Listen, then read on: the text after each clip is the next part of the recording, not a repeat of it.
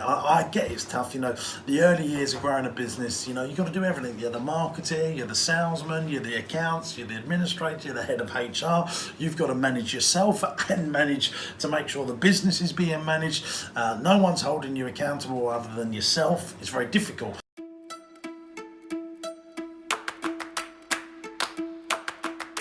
Right, so Jeanette, folks, let's get to the point. Overwhelm, how we deal with it.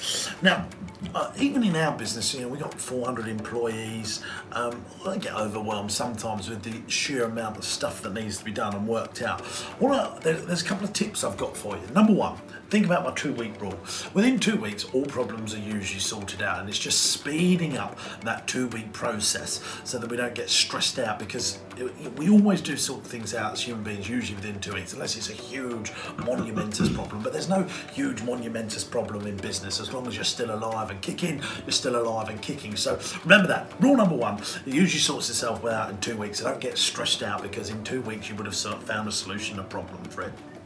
Next thing, a notebook and a pen can be an amazing tactic to sort out overwhelm. Writing down your problems. I've got tons of notebooks. I write down all the things that I need to deal with and I can tick them off. Now, getting something out of head onto paper is a massive top tip for dealing with overwhelm. Now, I'm not teaching you something that most of you don't already know, but it's like all human beings. If you eat chocolate, you get fat, but we continue to eat chocolate. I've just had 2 Kit Kat fingers myself this morning. Delicious. So, writing things down and getting them out head onto paper is a massive way of actually starting to prioritise the problems and working out which goals we're going to tick off first.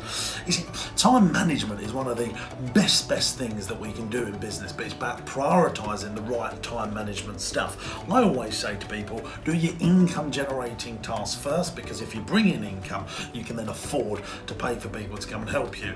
Now, the other thing is, Janet, one of the things that you could think about is actually saying, right, okay, so can I get someone to help me with the admin on a part-time basis at £6, £7, £8, £9, £10 an hour? And could I find £50 a week to give out 5 hours administration? Now, if you can't find the £50 a week to pay someone £50 to do 5 hours administration work so you can get rid of that stuff, think about what income generating tasks you'd need to do to find £50 to pay out those 5 hours administration tasks. What I did with my first business was always got rid of those low value tasks, administration and organisation, get those things done first of all, because they're the things that really take the time away from you doing income generating tasks. And the fastest way to grow a business is make sure that you're focusing on income generating tasks. Now, all of those other things are really important. Yes, we need to do the organisation. Yes, we need to do the administration. But I like to put most of my time on generating income, because it is far harder for us to find people that can generate sales, that generate income. It's far easier to find people that can be organised and administrators.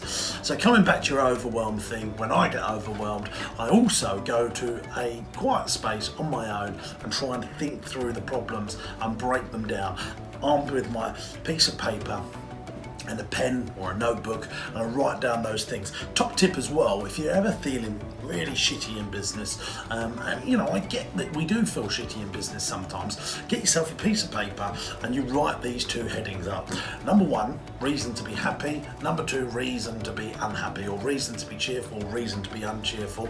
And you write down all the things that make you happy in life, and then you write down all the things that make you unhappy, and you'll realise actually there's a lot more in life that makes you happy. So write down not just business stuff, like I've got a nice house, live in a nice house, I've got a fantastic partner, I've got fantastic kids, got fantastic friends. Write down all those things. I eat every night. Loads of people around the world don't get to eat every night. I've got access to clean water. I can have a hot bath whenever I like. I've got internet at home. Write down all those things, and then write down things that make you unhappy and start knocking those off one at a time. And they're the things that I've tried to do in my life. It's difficult being a business owner. I totally get it. Everything goes on your shoulders, and overwhelm can be a massive thing. You've got to do this, you've got to do that, you've got to do this, you've got to do that. But the low-hanging fruits are where I go. Think about the low-hanging fruits and pick off those low-hanging fruits, because lots of business owners try to do the high-hanging fruits and the low-hanging fruits in unison, and it's just too difficult to do. So always go for the low-hanging fruits, write down your problems, and go to a place where you can be on your own. Now, that doesn't mean you can just go to Costa Coffee or Starbucks. and just have a clear hour to give your mind the headspace to think about it.